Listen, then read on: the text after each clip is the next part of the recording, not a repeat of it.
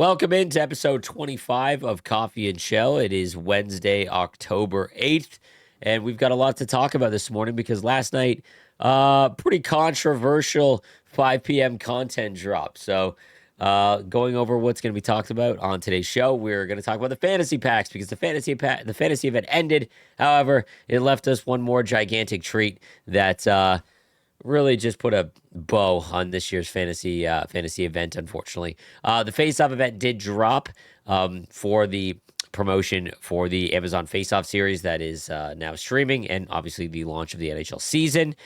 We got Kopitar that we can make, as well as Quentin Byfield, who is like legitimately an S tier card. We've got a lot to talk about from that, so we'll discuss it. Is this the Friday event also? A lot of questions about it. I didn't think so, but I now seeing when the objectives reset and everything, I think that this could be.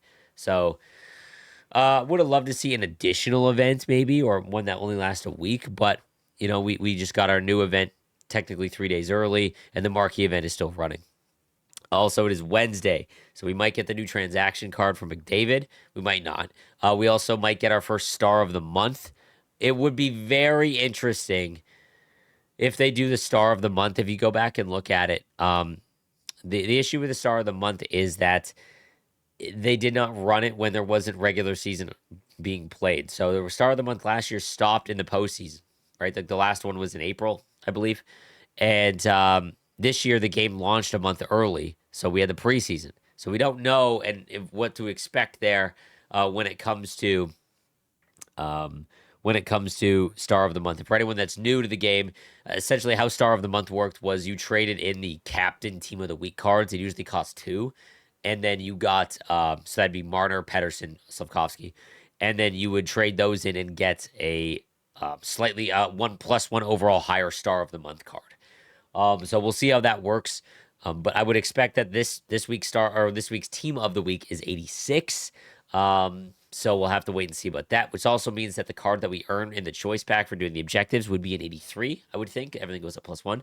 We're also getting Hut Champs rewards. Hopefully they figured it out. Last week, it was a disaster, but they ended up having to manually give out their rewards to players. And obviously that took about a day and a half. So hopefully they figured out what was going on there.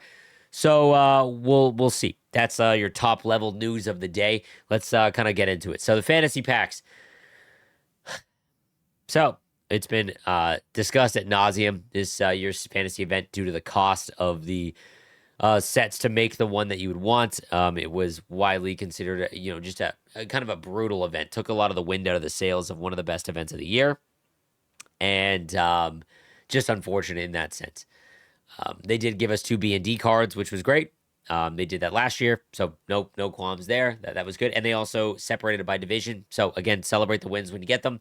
It didn't take away from the fact that the sets cost so much money that unless you gutted your entire team and collection to the point where you're losing a lot of the cards that you spent a month earning, there was no way to make the card that you wanted. So then fast forward to yesterday, where at 5 p.m. when the fantasy event ended, it appeared that the cards were not taken out of the pack pool.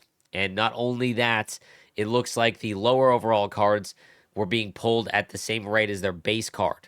So cards like Killorn at 75 overall, or Palat, I guess, in the 80s, but Letang was a big one. Barzal too, because they were in the 70s, people were opening up the choice packs that were in the store, and were just able to pull them. Like I think the overall amount of fantasy cards went on the market went from like 28 to like 200 at one point.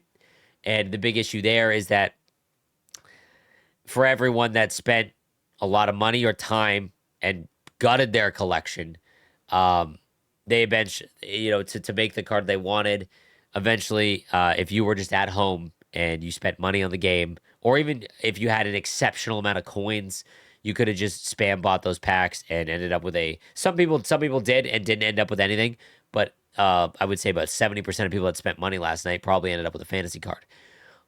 Which is just brutal. Like it highlights a major issue. It was clearly a mistake, and not much else to say about it. It's unfortunate because there was an interesting conversation going on my Twitch chat about will this tank the price of fantasy cards? It did, because when it was happening, there were so many being pulled that fantasy cards ended up dropping to like under 500,000, which is pretty good. It was the unpopular ones like Spurgeon, Palat, like JVR, who's not even on the Red Wings right now.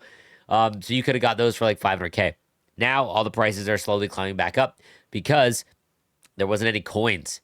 The way that you get inflation and stuff like that is that you need coins added into the pool. Nothing happened. Essentially, what happened was the people that had 1,000,000 coins could buy up all the cheap fantasy cards, and now they could just relist them for 800K now that that pack is now patched. You cannot do that. You can't pull them anymore. They're out of the pack pool.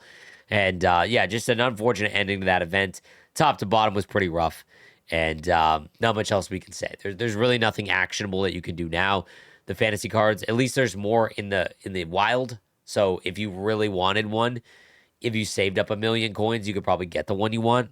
But yeah, not much else we can talk about that. I'm glad that we can stop discussing it now, essentially. But just a pretty brutal ending there. So I did not participate, by the way. I didn't think that it was fair for me to spend my coins opening up packs. It kind of ruins the no money spent series as well. So the face-off events, let's talk about that. So we got 4 new master set player items. We got the Kachucks, we got Quentin Byfield, we got Rantanen, and you could trade those 4 in for an 87 overall, one higher for an Anze Kopitar, which was a very unpopular way to do master set items last year because you had to trade in master set player items at 86 overall for just +1 overall. And to be honest, Byfield is far better than Kopitar. But it does look like they are doing the account bound method in the right way. So if you trade in all 4 of the master set player items, it's crazy that it's all 4. But if you trade in all 4, you actually get all 4 of them back. They will be account bound, but you will get Anze Kopitar. I don't think the set is worth it, but I do think that if you're going to do a set like this, this is how it has to work. It's much like McDavid's X Factor last year, but McDavid's X Factor last year could upgrade all year round. So the other thing to take note of that's becoming more and more clear is that having a lot of good cards is not necessarily a bad thing. So last event, or the marquee event is still going on. I went over my rankings and I kind of talked about how there just really isn't a card that's worth making. Like, I think how I define the S tier of my rankings for an event is that when the event is over, you will regret not making him for your team if you care about having a good team.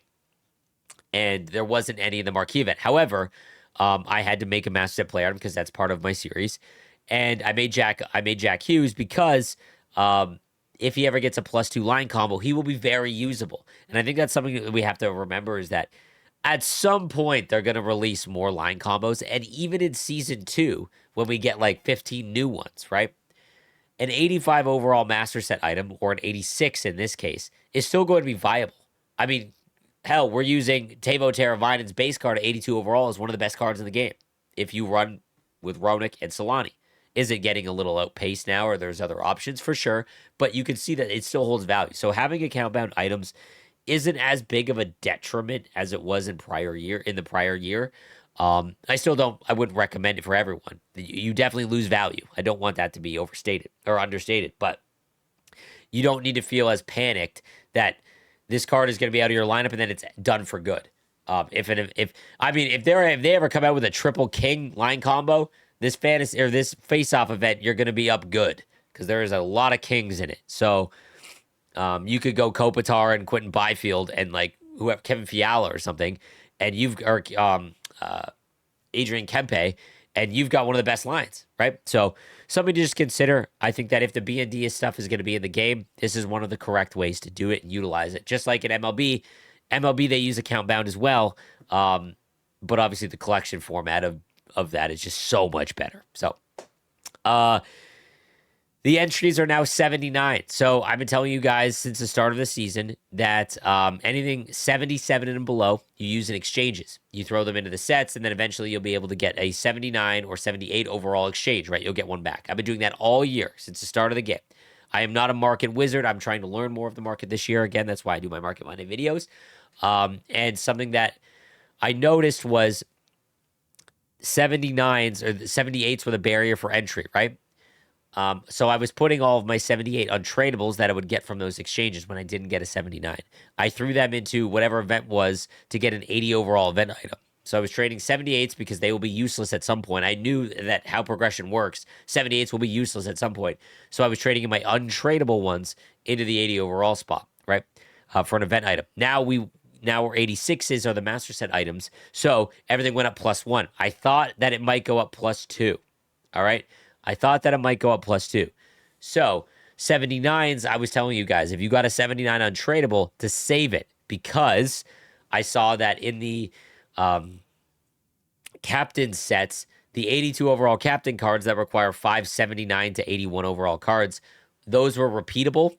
So no matter what, even if they skipped and the event required 80 overall as the barrier for entry, right? And to get the lowest event card. If that was the case, you were still okay because 79s could just go in the captain cards and there was nothing to worry about. There was no risk for you guys, or myself included. So it turns out that they just went up +1. So 79s are now the barrier for entry for the face-off event. Byfield is one of the best cards in the game. A lot of people will try and go after Kopitar as well, just because it's cool, right? And now you see 79 overalls go for 3,800 coins. Now, I've been telling you guys to just sell every card that you get tradable immediately. And obviously, times like this is when you're going to lose out on coins, because I've been selling my 79s for like, I don't know, under 2,000 coins as I got them. But I'm okay with it because it allows me flexibility. And I don't want to worry about it. I don't want to always just be worrying about, okay, is this the right time to sell? Is it not? But obviously, something to take note of is that when it goes up 1, so if I were to hazard a guess, that the next one, when we get 87 overall master set items, if 80 overalls are the barrier for entry, 80 overalls will jack way up in price, just like the 79s did this event. If the event is good, that matters, because the marquee event was not, or it wasn't. It didn't have any S tier cards, so it didn't really impact the market at all. So just something to keep in mind there. Again, I'm still holding to anything I get tradable, I just sell immediately. I don't care. I don't want to worry about when is the perfect time to sell. I think that it's safe no matter what. So I just sell everything when I get it.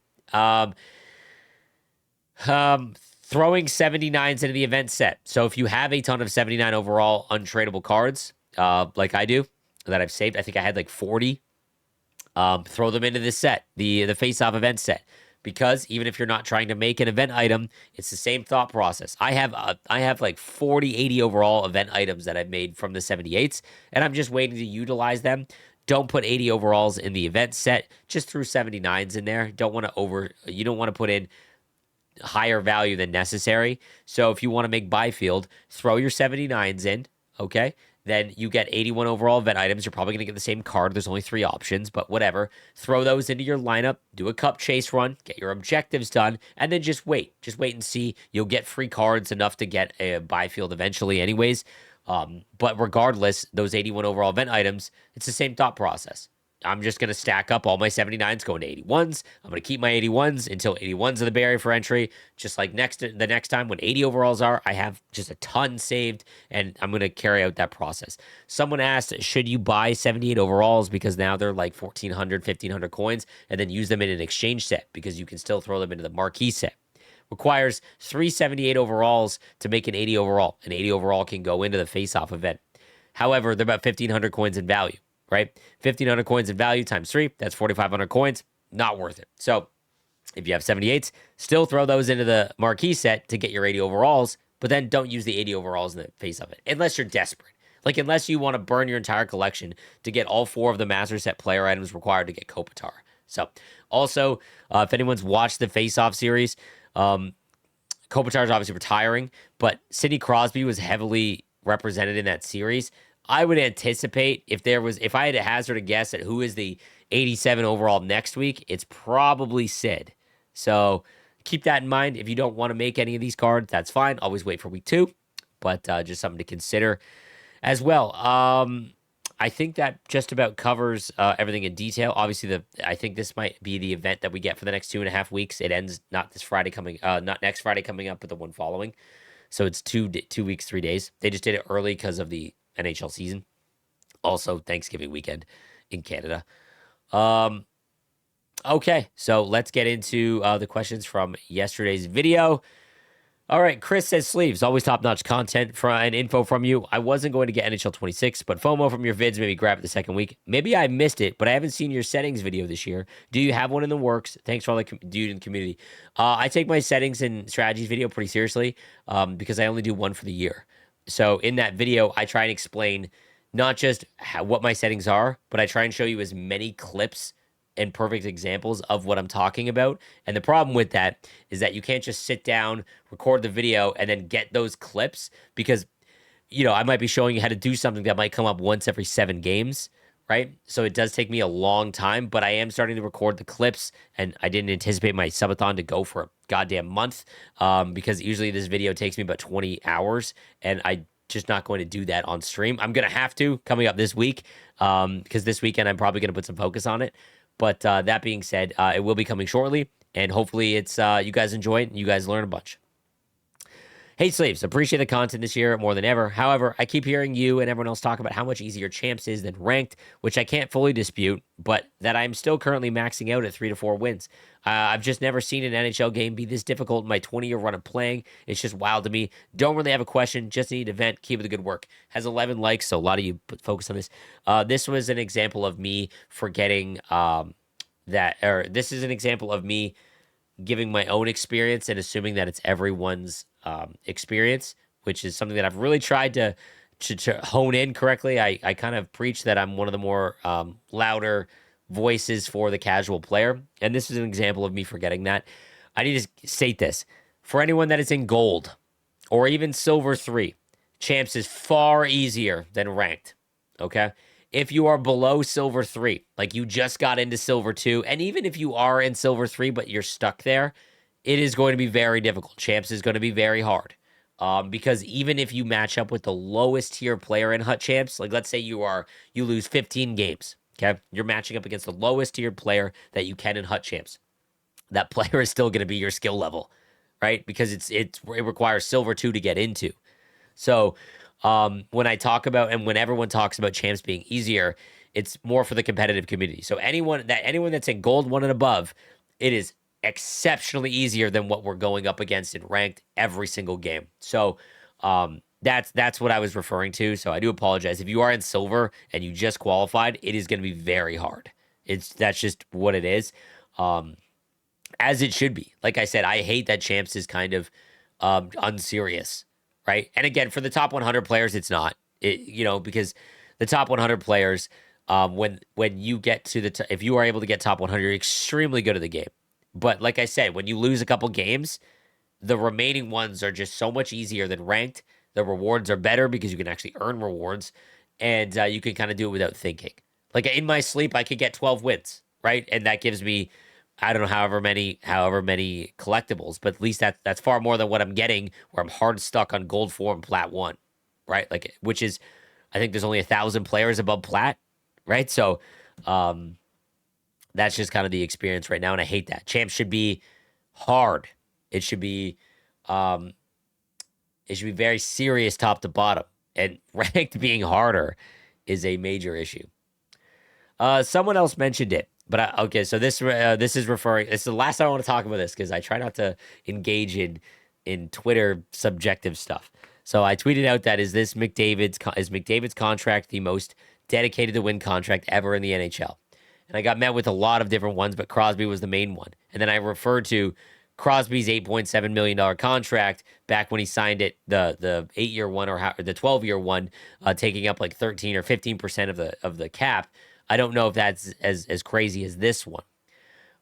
So he says, but as a massive Pens fan, I've got to make a comment. Your math on Sid's contract situation is off. When Sid signed that contract, it was a 12-year deal taking up 13.5% of the cap.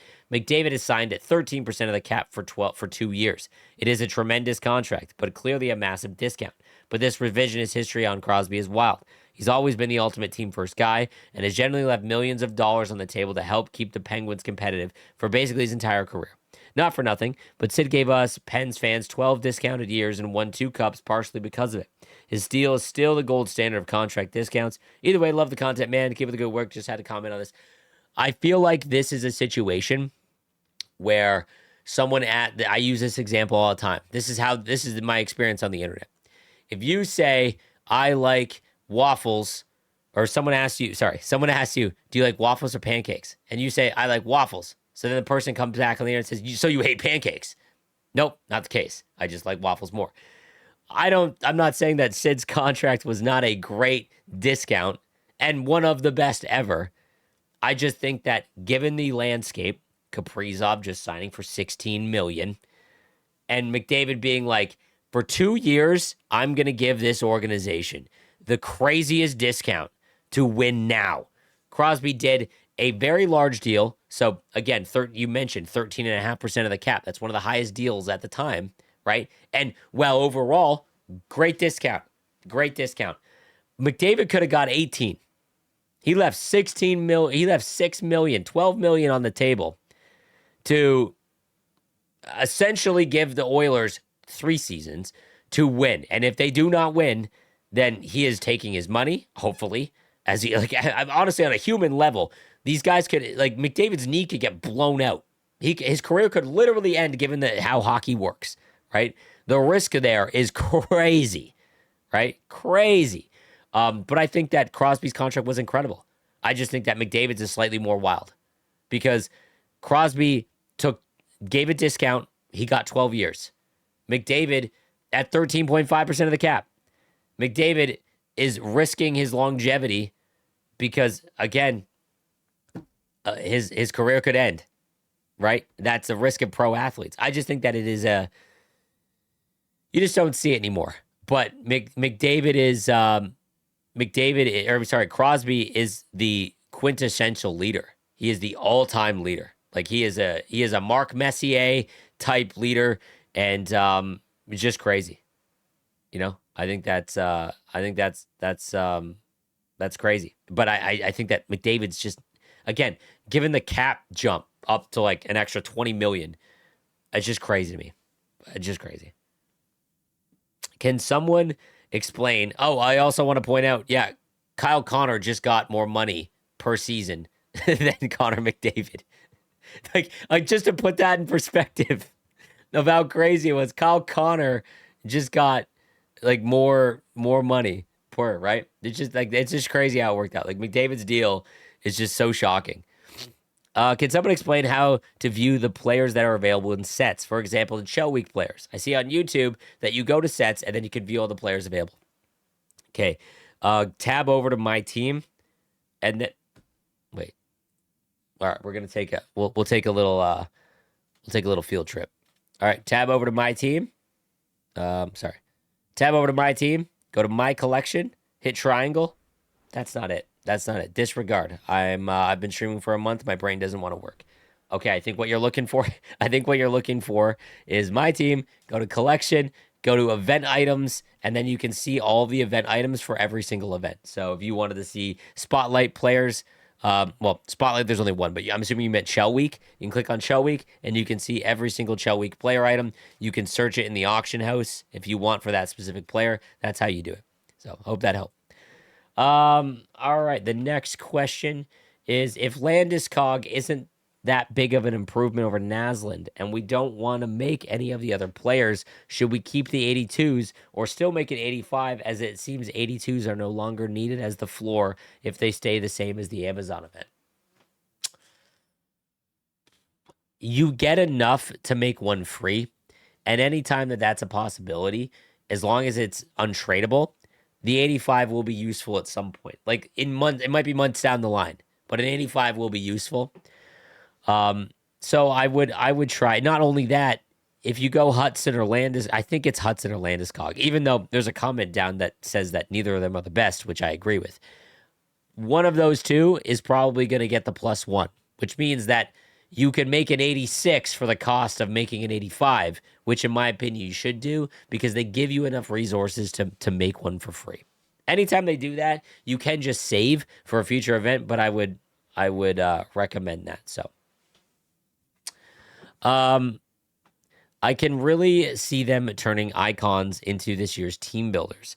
I can see 88 icons coming out that soon require 286s, and then we'll continue that right to 99.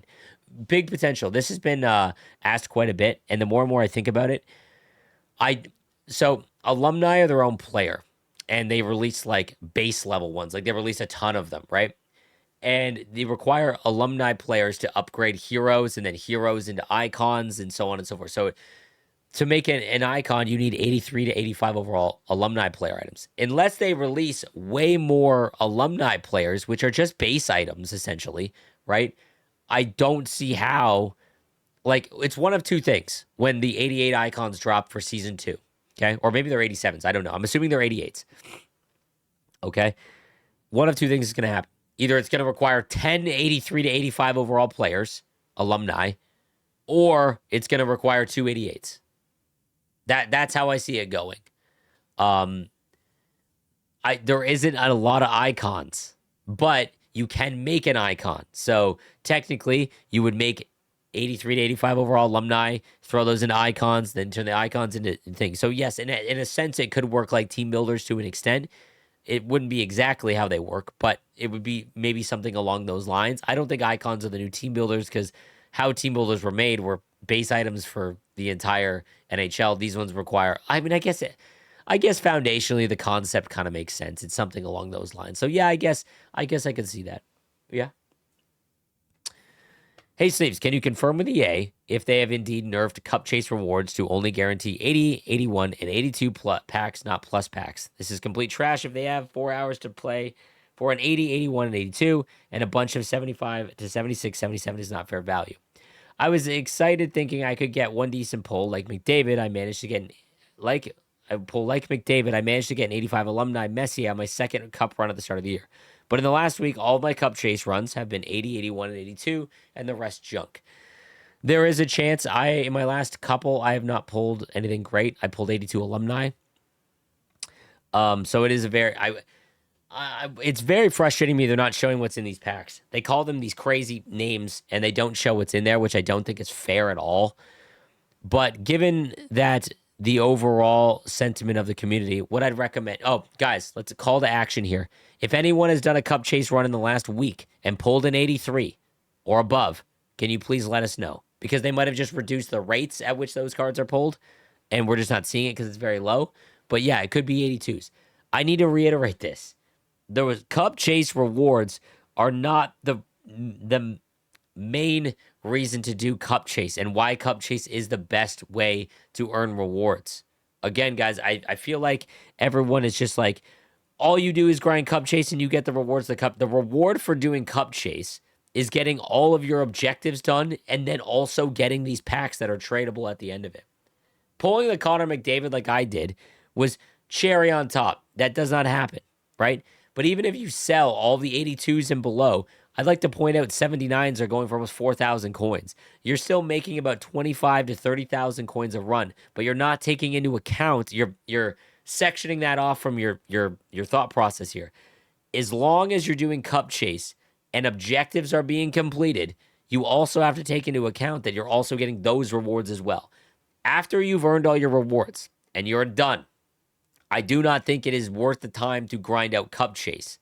The only way I would recommend that is if you only are an offline player, because then you really have no other way to do it, right? Or you're someone like myself that is addicted. Well, you're addicted to the game. You put in 10 plus hours a week, or you've been streaming for a month straight. I'd like to point out that I would not be doing cup chase if I was not streaming 24 hours a day for the last month. I hate offline, and I still hate it. For whatever reason, I don't mind this year's cup chase. It hasn't been nails on the chalkboard yet, but I would not be doing it because I don't enjoy it. I don't enjoy it. I would just be grinding ranked constantly. But because I can still build my team, I don't need to be locked in to play ranked when I've been up for 18 hours out of the day staring at my screen. And that's why I do it. So even if it is 82 overalls, like that's it. It's not a plus pack, which would make sense because in Hut Champs, it's not 83 and above. It's not 82. They're controlling that. They're making it where you can't pull McDavid, which is... Anyways. I'm seeing a Reddit. Hang on. Rookie Cup Chase pack 14 hours ago. There you go. Completed the regular season on Rookie. I'm just doing objectives throughout the week. Guess it was worth it. So there you go. As my chat comes in clutch there. So it is possible. It's just very low odds, more than likely. So there we go. We've got our answer. Again, guys, grinding cup chase nonstop, only if that is how you have fun. It is not the end all be. I'm not saying that the rewards are unbelievable. I'm saying that if you are doing cup chase, it's repeatable and you're working towards your objectives, that is how you do it. Okay. Are we going to have 101 overall with line combos when they hit 99? No, because cards can't go above that. So they're an average of the overall stat in HUT. So once cards hit 99, their stats don't go above 99. So even if they got +2, they're capped at 99. So it will be 99. Funny thought, though. Funny thought. So glad Battlefield 6 is out Friday. Chel is a standstill. Team maxed, hard stuck in plat, hard to win games. 100%.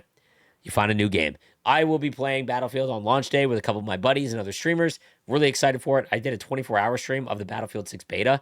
Loved it. So if you want to check it out, I will be streaming it on Friday on top of NHL and all of that. But just for the launch of Battlefield, I will be playing. I will be playing it then. So that is going to do it. Long episode again today. Had a lot of fun.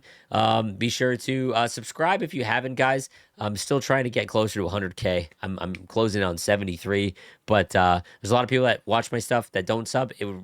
It's very big. It helps me out a lot. And if you want to come check out the live stream, it's still got 2.5 days on it. So twitch.tv/nosleeves12. I'll see you guys there. Have a good one.